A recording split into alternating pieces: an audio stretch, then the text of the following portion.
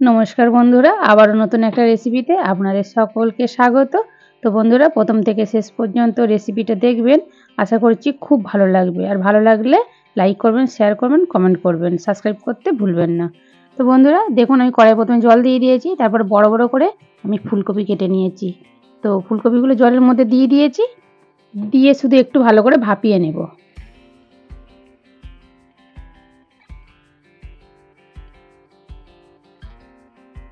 তো দেখুন বন্ধুরা, একটু উল্টে পাল্টে দিচ্ছি।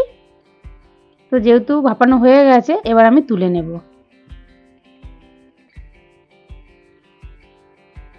ভালো করে জল ঝেড়ে ঝেড়ে তুলে নিচ্ছি।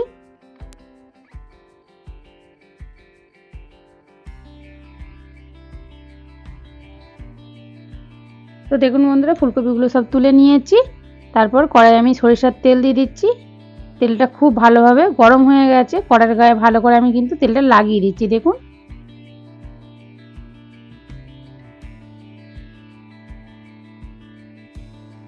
তো বন্ধুরা আমি মাছে নুন আর হলুদ মাখিয়ে নিয়েছিলাম।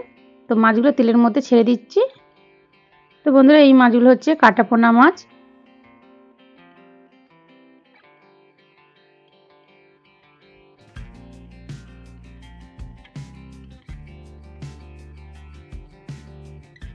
তো বন্ধুরা, এক পিঠ করে ভাজা হয়ে গেছে, আমি আর এক পিঠ করে উল্টে দিচ্ছি। আমি কিন্তু তেলটা খুব ভালোভাবে গরম করে নিয়ে তারপরে কিন্তু গ্যাসটা কমিয়ে রেখেছিলাম, তা নাহলে কিন্তু মাছগুলো ভালোভাবে ভাজা হবে না, ভিতরটা কাঁচা রয়ে যাবে। তো সেই জন্য ওপরটা কালার এসে যাবে। তো সেই জন্য হালকা আঁচে আমি মাছগুলো ভাজছিলাম।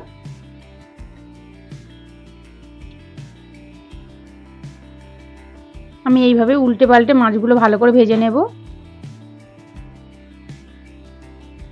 তো দেখুন বন্ধুরা, উল্টে পাল্টে মাছগুলো খুব ভালো করে আমি কিন্তু ভেজে নিয়েছি। এবার মাছগুলো আমি তুলে নেব।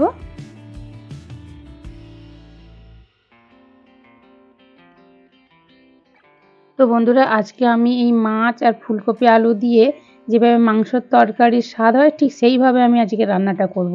দারুণ লাগে খেতে, আপনারা অবশ্যই বাড়িতে বানিয়ে খেয়ে দেখবেন। তো বন্ধুরা দেখুন, আমি এখানে মাংসর যেভাবে আলু কেটে নেয় ঠিক সেইভাবে আলুগুলো কেটে নিয়েছি। তেলের মধ্যে দিয়ে দিচ্ছি, দিয়ে একটু নুন দিয়ে দেব আর একটু হলুদ গুঁড়ো দিয়ে দেব, দিয়ে খুব ভালো করে মিশিয়ে নেব।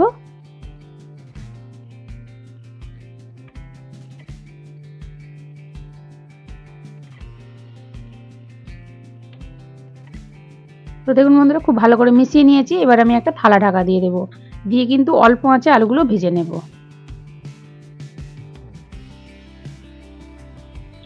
তো বন্ধুরা, থালাটা খুলে নিচ্ছি। তো দেখুন বন্ধুরা, আলুগুলো এক পিঠ করে বেশ সুন্দর কালার এসে গেছে। অল্প আঁচে ভাজা করেছি, অনেকটা আলুটা বেশ নরম হয়ে গেছে। আমি ঠিক এইভাবে আলুগুলো উল্টে পাল্টে বেশ লাল লাল করে ভেজে নেব।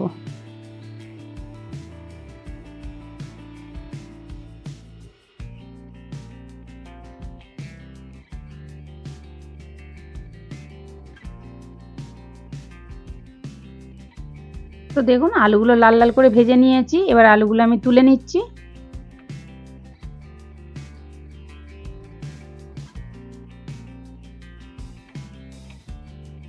আলুগুলো তোলা হয়ে গেছে। তো কড়াইয়ে তেল আছে অনেকটা, আমি এই তেলেতেই ফুলকপিগুলো ভেজে নেব।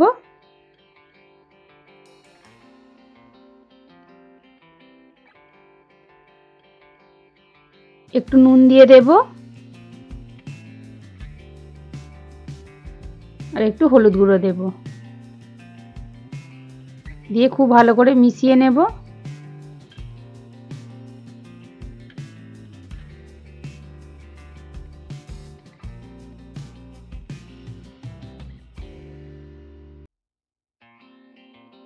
তো দেখুন, উল্টে পাল্টে বেশ ফুলকপিগুলো ভালো করে ভেজে নিয়েছি। ফুলকপিগুলো ভাজা হয়ে গেছে, এবার আমি তুলে নেব ফুলকপিগুলো।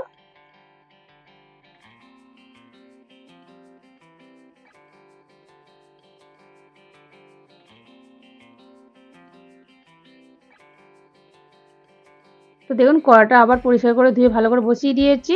তারপর কড়াই আমি সরিষার তেল দিয়ে দিচ্ছি।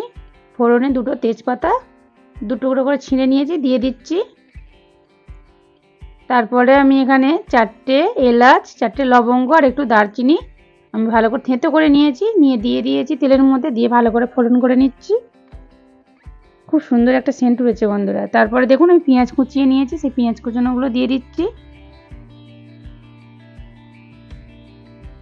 ভালো করে পেঁয়াজটা একটু নাড়াচাড়া করে নিচ্ছি। আমি লাল করে ভাজবো না, শুধু হালকা করে একটু তেলের মধ্যে নাড়াচাড়া করে নেব। দেখুন একটু উল্টে পাল্টে নাড়াচাড়া করে ভেজে নিয়েছি। তারপর বন্ধুরা আমি এখানে মশলা নিয়েছি আদা, রসুন আর একটু জিরে একসাথে কিন্তু বেটে নিয়েছি, সেটাই আমি দিয়ে দিচ্ছি তেলের মধ্যে। এবার পেঁয়াজের সাথে একসাথে ভালো করে ভাজা করে নেব।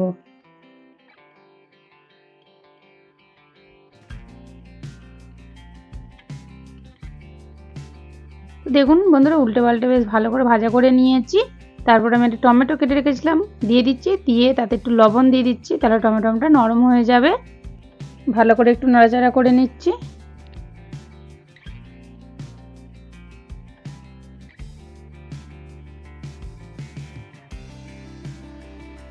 তারপরে বন্ধুরা আমি এখানে আলু আর ফুলকপি ভেজে রেখেছিলাম আগে থাকতে, সেইগুলো দিয়ে দিচ্ছি। দিয়ে এবার খুব ভালো করে মিশিয়ে নেব।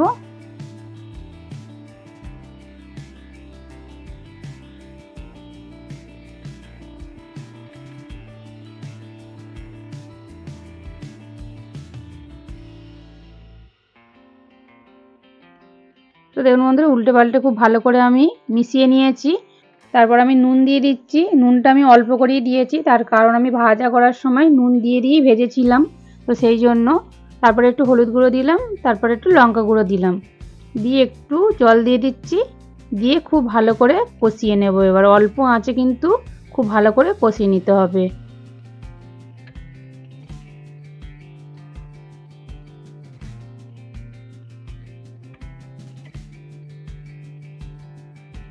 তো বন্ধুরা আপনারা অবশ্যই একবার এইভাবে ফুলকপি দিয়ে মাছের তরকারি করে খেয়ে দেখবেন, দারুণ লাগে কিন্তু খেতে, অসাধারণ লাগে। তো দেখুন বন্ধুরা খুব ভালো করে কষানো হয়ে গেছে। এবার আমি জল দিয়ে দেব।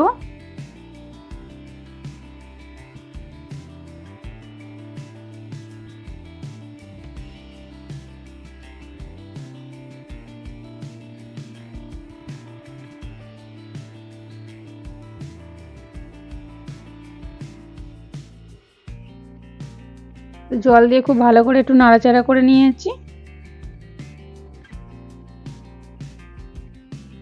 এবার আমি একটা থালা ঢাকা দিয়ে দেব, দিয়ে বেশ কিছুক্ষণ আমি রান্না করে নেব। অল্প আঁচে রান্নাটা করতে হবে, তার কারণ ভালো করে ফুলকপি আলু সিদ্ধ করতে হবে, তো সেই জন্য। তো দেখুন বন্ধুরা বেশ কিছুক্ষণ রান্না করে নিয়েছি। রান্না করার পর আমি এক থালাটা খুলে নিচ্ছি, দেখবো এবারে ফুলকপি আলু ভালোভাবে সিদ্ধ হয়েছে কিনা।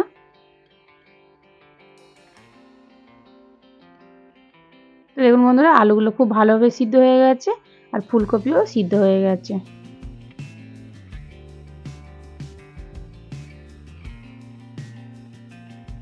এবার আমি মাছগুলো ভেজে রেখেছিলাম দিয়ে দেব, দিয়ে আমি আরেকটু ফুটিয়ে নেব।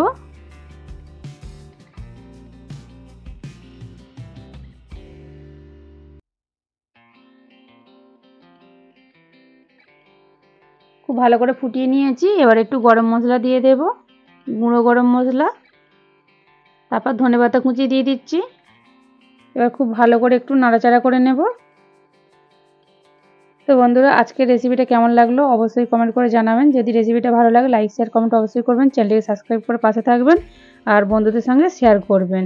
যেসব বন্ধুরা সাবস্ক্রাইব করে পাশে আছেন অনেক অনেক ধন্যবাদ। যেসব বন্ধুরা সাবস্ক্রাইব করেননি প্লিজ সাবস্ক্রাইব করে দেবেন। যদি কোনো নতুন বন্ধু এই রেসিপিটা দেখে থাকেন অবশ্যই একটা লাইক দেবেন, সাবস্ক্রাইব করে পাশে থাকবেন। তো দেখুন বন্ধুরা তরকারিটা হয়ে গেছে, এবার আমি নামিয়ে নিচ্ছি, তারপর আপনাদের সঙ্গে আমি শেয়ার করছি। তো দেখুন দেখতে কত সুন্দর লাগছে, দেখুন গরম ভাতে অসাধারণ লাগে খেতে। আপনারা অবশ্যই বাড়িতে বানিয়ে খেয়ে দেখুন, খুব ভালো লাগবে খেতে। তো দেখা হচ্ছে নতুন একটা রেসিপি নিয়ে। ততক্ষণ ভালো থাকুন, সুস্থ থাকুন, সাবধানে থাকুন।